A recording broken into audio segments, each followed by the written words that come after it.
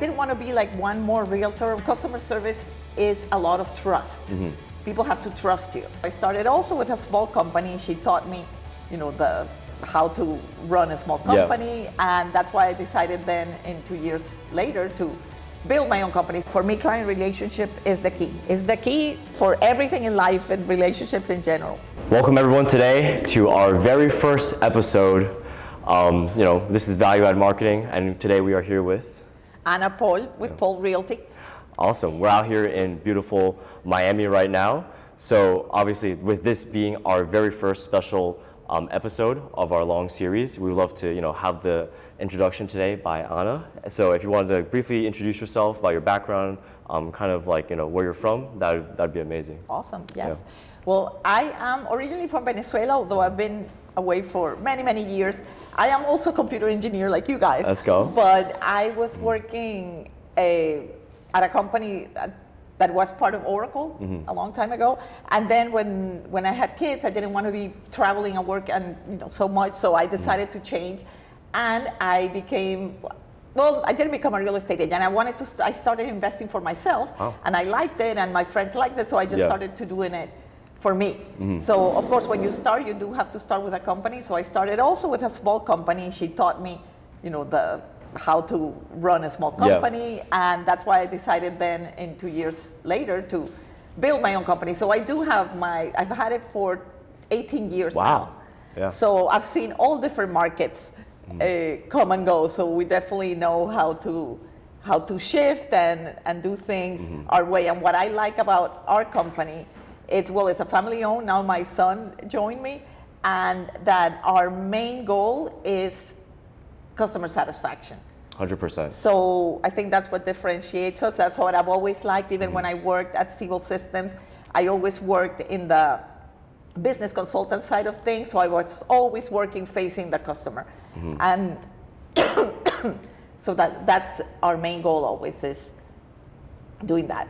100%. And also, being in, the Miami market, obviously, for quite a while, growing such a, successful team with the focus on customer service. We'd love to hear, how did that really start, right? From the first time you got your license to now, what's that path been like for you in terms of, the growth? Well, like I said, I'm a mom first, even though my kids are old. So how I started, I was always very involved in my kids' school. So I didn't want to be like one more realtor. We had a gazillion realtor moms in the school. So what I did two things. I went back to Venezuela. This was 2007, so it was a long time ago. And I met with real estate companies there. Wow. Because at that time, Venezuela was, the economic environment was very bad, starting to get worse and worse, and people wanted to get their money out. So I went and met with them, trying to because like I said, we depend a lot in customer service, and customer service is a lot of trust. People have to trust you. So how people trust me if they don't know me? So I went there, I met with these people. I said, if they trust you, if they trust their real estate agent in Venezuela, and they tell him, go with her, I'm sure it's going to be great. Yes. That is key. And that's what helped us so much. That's how I started. I went to Venezuela, Colombia, Spain, and made relationships that way. And they would send me their clients, and that was almost 20 years ago. And to this day, I still work with those clients. That's how I create my company. Let's say it's all referrals and all past clients that bring me their new clients, just because they know me, they trust me. Actually, yesterday I signed a listing agreement of the house of a mother of a mom from the school a gazillion years ago. That's crazy. They saw me in LinkedIn, they remembered me. Oh yeah, she was the mom. I was always involved in the PTA, so I always had ads in the school. That's how I made my business. That's awesome. Wait, and where did you get the idea in the first place to even go down there, obviously go to all these, different areas and actually talk to these individuals? Well, like I said, since my engineering background, I think it's helped me in all my life, because it gives you a lot of solution selling. That's what we call. So it's not, I said, I don't want to be one more. Let me find a niche for me, because maybe it's not for everybody, but for my clients, it would work. So I looked at that niche, and at that time there weren't that many here. So it worked. I had so much business, and the same way I was recruiting my agents. A lot of real estate agents from Venezuela were coming here, so I would recruit them, and they had their people there. So that's how we started doing the business at that point. But that was, I don't know, almost 20 years ago. And like everything changes. Of course, yeah. Then the political climate in Venezuela got worse and worse, so it was harder for them to get the money out. But then Colombia started on the same path. So that's when we changed, and we started this about 3 years ago, going to Colombia every 3 months and do presentations there at the hotels, mainly of the new constructions here. Well, you've seen, I mean, the growth of Miami is like incredible. So we go with these projects and show it to them, bring the numbers, like, this they provide. We have a team of people, international accountants, international attorneys. We have lenders that give mortgages to international clients. So we have this whole infrastructure in place. So they just have to come to us, and we do everything else for them. Again, customer service. Wow, yeah, and all that infrastructure that you mentioned, you have all the accountants in place, you have all the systems in place. I mean, how did you build that in the first place? I think prospective agents, even clienteles, like other homeowners, that I think would be very interested in hearing. Like, how did you get everything set up to make it so seamless? Like, how is customer service like so that good? Yes. Yeah. Well, we work like I said, again, because of my background, we have a lot of systems in place, standard operating procedures. So we know, like, if an agent gets a client, boom, here's all the checks that you have to do. So it's not going to happen that, I forgot to ask them for this document or this. No, because it's all there. So you just have to check step by step what you're doing. And at the beginning I didn't know, but I worked a lot with real estate coaches. Tom Ferry's very, very famous here. So they help you a lot with the systems, because they have tried and true systems, especially for agents, new agents and older agents.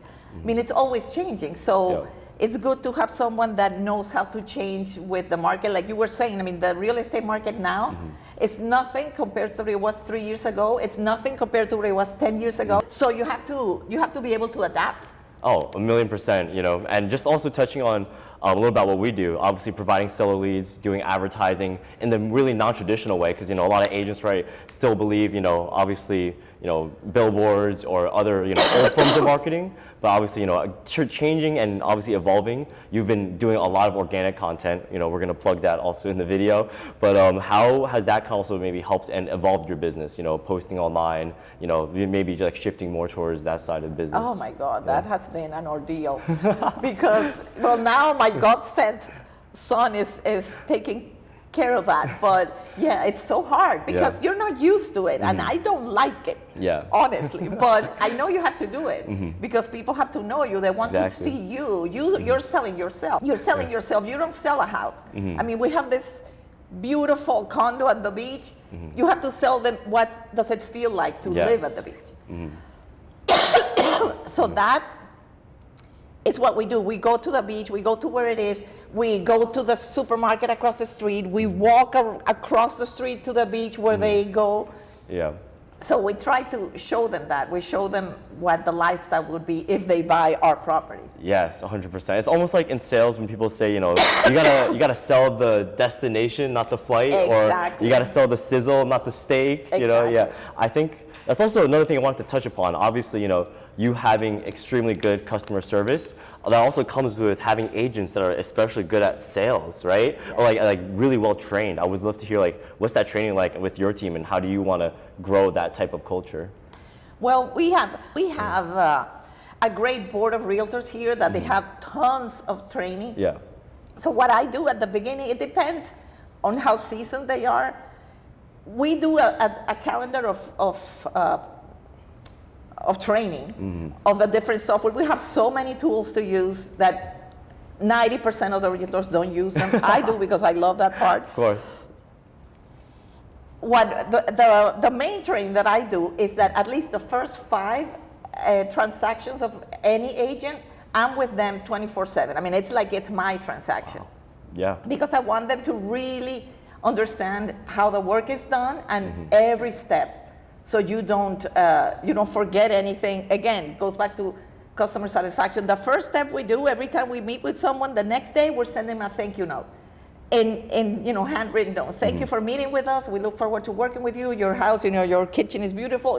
That's something that drew our attention. We have this little.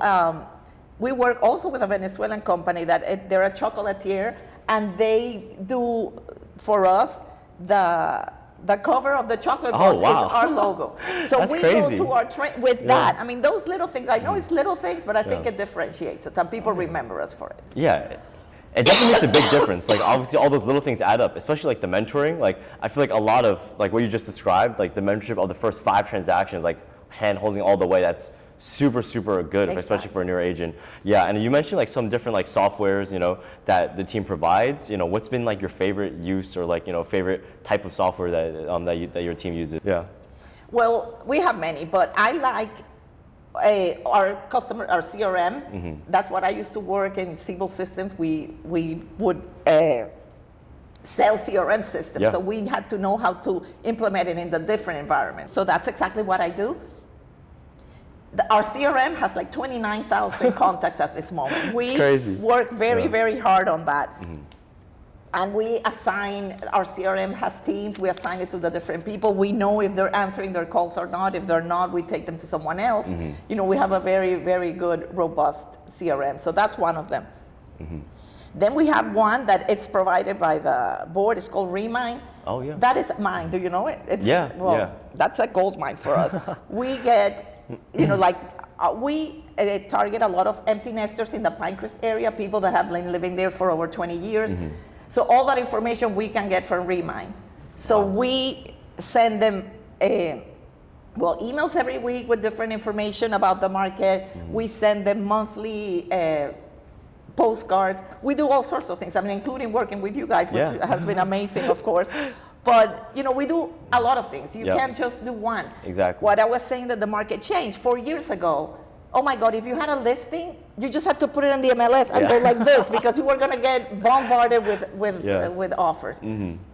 Now, it's completely different. You put it in the MLS.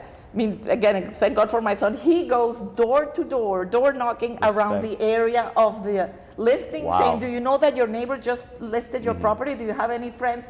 And actually, one that we just got, a neighbor, their cousin, probably is going to buy it. They say they're interested. And it's just because he does the door knocking. You just have to think outside this box. You can't just stand still and put the house on the MLS. That's not how it works now. It did 4 years ago. It doesn't now. Yeah. Oh, especially with the market changing, right? Obviously, I think a lot of homeowners out there would love to understand, like, hey, what's the market going to look like in a couple months, even a couple of years from now, right? Because obviously Miami's been, as you mentioned, such a rapid change over the past years. So like, what do you see like the market changing into over the next like couple of years? Well, I love that question just because when people, friends, how's the market? Well, you can't answer how's the market.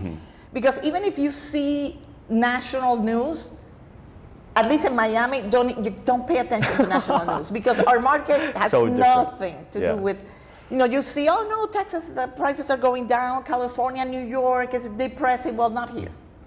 We are getting more inventory than before, but we still don't have as much inventory as we did in 2021. We have more than last year that there was nothing, but still the prices are not going down. We're having more inventory. The houses are taking longer to sell, depending on the places again, because you have zip codes that are right one by the other. This one is a buyer's market and this one is a seller's market. That's how Miami is. It's so neighbor by neighbor, neighborhood, street by street. It's incredible. So that's why you really have to have someone that knows the market. You can't just take, your cousin, your mother. You have to you have to work with someone that knows that market. Of course. That specific market. Yeah, especially, everything seems so fragmented, right? Like sellers, a buyer, seller, buyer, like in different zip codes. I think, something that, something your audience could use is like, what's like one really important tip that you would have for a seller in Miami versus like a buyer, right? Like one tip for a seller, one tip for a buyer that, they could use actually and apply it if they were looking to sell or buy a property here. Well, definitely the first thing that I would do, first, of course, get pre-approved. Of course, yeah. Because people want, I want $1 million house and then can only afford $300,000. So that's the first one. But the second one is go around the neighborhoods because you don't know. When I moved 4 years ago, And I want a specific area. Well, Yeah. I went to the area, and in my price range, I couldn't get anything I liked. So I said, you know what, let me go to the area right by it. Yeah. And I found a house that I went in and I said, this is it. So you just have to be flexible, but go and visit the areas first, because you don't know. You think you want this area, but maybe another one is even better for you. Until you check it out, yeah. Yes, so that's the first thing. That's the first thing. Just go around, walk around. You see the things that are there. Where I am, like, there has a beautiful farmers market. So now what we do, if we want people to go there, we show them, well, look, there's a farmers market here on Sundays. There's this YMCA right here that has this at certain classes, pickleball here. So you just show them what they can do in the different areas. Especially when we're working, we have this downsized concierge service, which is for people like me, Yeah. that now it's becoming empty nesters, and you want them to be able to move to a place where they're going to be happy at this time in their life. It's completely different than what their needs were when their kids were there. Now it's for you. Now you want to have things that close by that satisfy you. Yeah, 100%. And that's definitely on the buy side, right? I think super important is actually like understanding and working with a team and someone who really understands the market. How about for a seller? Well, for seller, the first thing we also say, first, make sure you understand why you're selling. Because maybe you don't want to sell, who knows? And then second, if you're going to know where you want to go, because sometimes people, when you see where they don't have an idea. So the first thing we do before even talking price or talking anything is really understand your situation, your specific situation. Yeah. Because it doesn't matter if you have I have a 3% interest rate, I'm not moving. What, does that make you happy, the 3%? No. Maybe this house doesn't make you happy anymore, so the 3% doesn't matter. Just go to a smaller house. I had a client just sold here in Weston, it's north of Miami. And yeah, they had a great rate and everything, but then they just bought a smaller home in a little further away, brand new, beautiful, half the price what they were paying before. So yeah, they have a higher interest rate now, but they have a better home, a better lifestyle. So you just have to think what you want and not look at the numbers at the beginning, at least. Oh yeah, definitely. And I think a lot of sellers, obviously with our company, when we reach out to sellers, there's various obviously motivations all across the board. But what's typically the most common motivation you see, especially for the Miami area?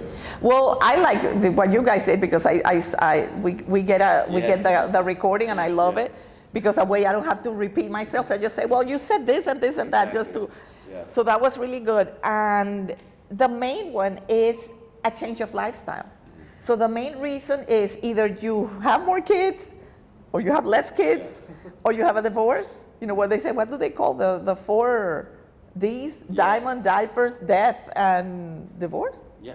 Yes. Like that. So that's basically it.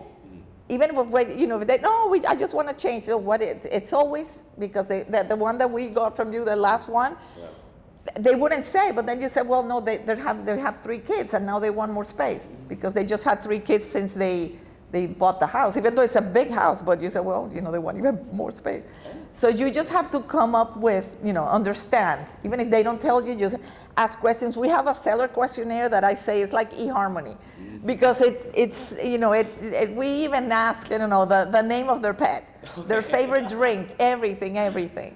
Just to make sure. Yes. Again, goes back to customer service, because then at the end, when we do the closing gift, if they had a dog that they love, we give them a membership to Chewy for 6 months, or if they want a Ring doorbell, if they have this house that is a fixer-upper, things like that. But you have to know what it is they want to do. Yeah, exactly. You have to know the situation. Exactly. Yeah, and I will just touch on the appointment that we sent over before. Obviously, we'd love to hear more of the details. This is someone that our team vetted, extremely, a lot of steps of verification. They had to be ready, willing, and able to sell. So from your perspective, how did the conversation go? Well, the good thing is that, because like I said, we do a lot of cold calling as well. It was funny because that person was on our 29,000 database. But see, we hadn't been able to reach him, so that was good. See, it's a team effort, definitely. That's why you have to have all the different marketing paths together. So he was very, very willing. which is not the case usually when you're cold calling. He was very willing. He answered all your questions in your call, and then when we called him, he answered right away. He was ready for our call. I know you guys, called several times and remind them, so that was good too.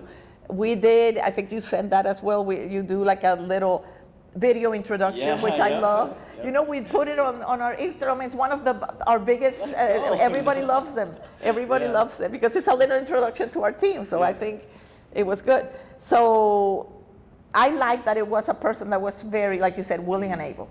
Yeah, 100%, 100%. And, eventually when someone wants to, transact with you, let's just say, this person ends up saying, hey, I want a list, and they do end up going with you. Obviously, this is a very high-end luxury property, right? So, what's that concierge process? Obviously, for someone who even wants to move somewhere close by, what's that process like? Well, see, that's interesting, too, because we have, our marketing brochure. And for them, we do it for everyone, but specifically this one, because it's so particular, the property, we completely change our marketing strategy. We don't do the same thing because, for example, the first thing we do, which we already did for him, even though he's not a client yet, we send a coming soon email to the target audience that we think, we come up with a persona that we think is the kind of person that would move there. For example, for that specific one, we created one that it's young professionals in Brickell that now want to start a family because that's the the level that you want. You're two young professionals that just want a bigger place, but they still want to be in the middle of everything. They want to be close to the beach.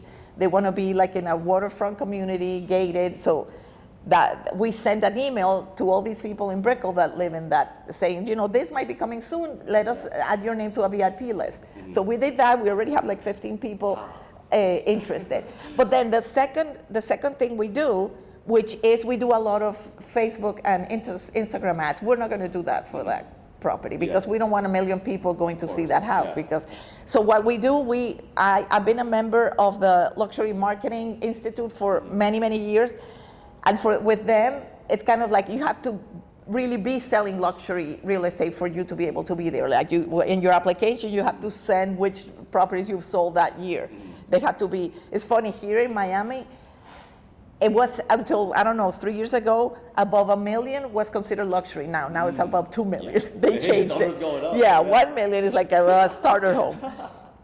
So what I do, I work with that network. We have a network of realtors in that area saying, okay, I'm going to have this property coming soon.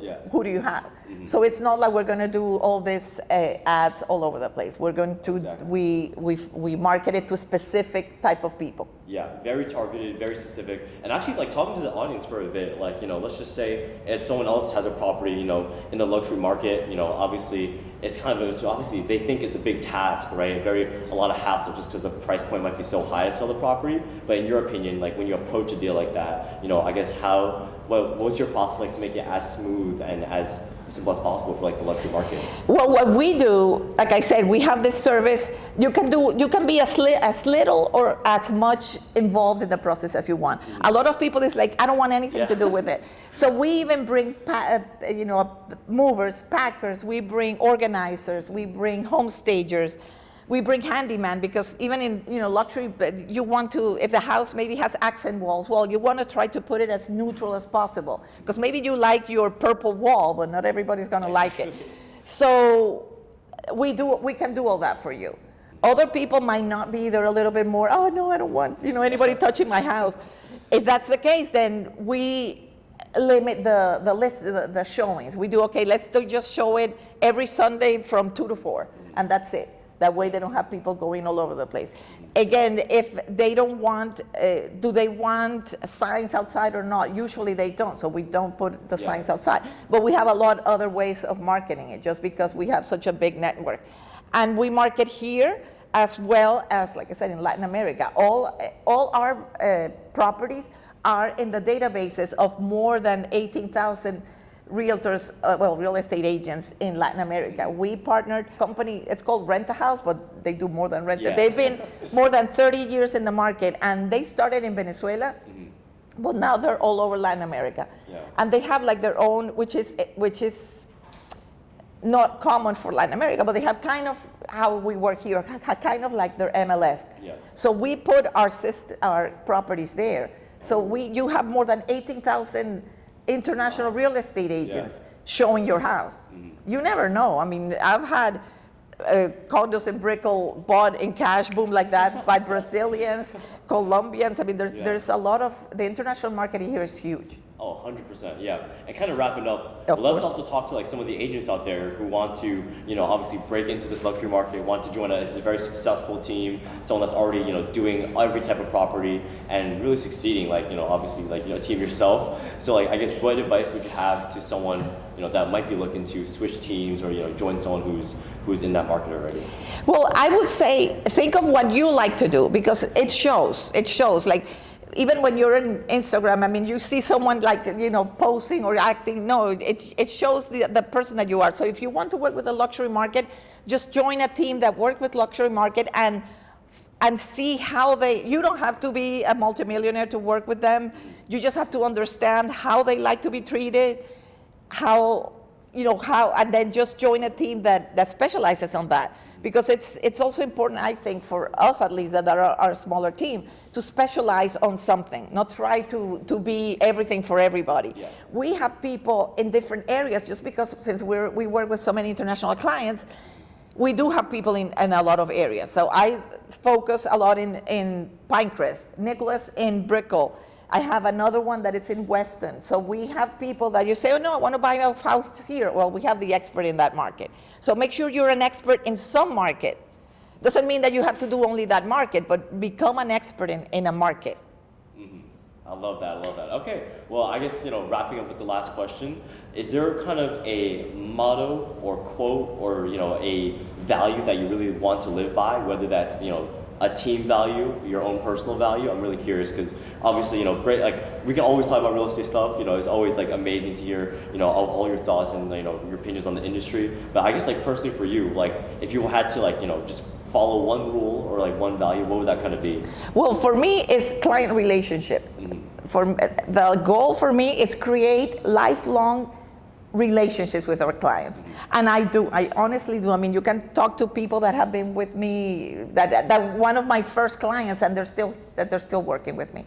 So that is the main for me. And I've had people that know. I mean, I started working with them and then I decided not to continue. I mean, not that I fired them or anything. I just didn't. I stopped calling them just because it's not the kind of person that I want to work with. I mean, if they don't treat the other people properly, or I don't know. For me, client relationship is the key. It's the key for everything in life and relationships in general. Of course. So obviously, if you work with the Pol Realty team, you can expect the #1 quality, the #1 service, especially in the Miami area. So yeah, thank you so much, Ana, for your time today. Thank you for coming.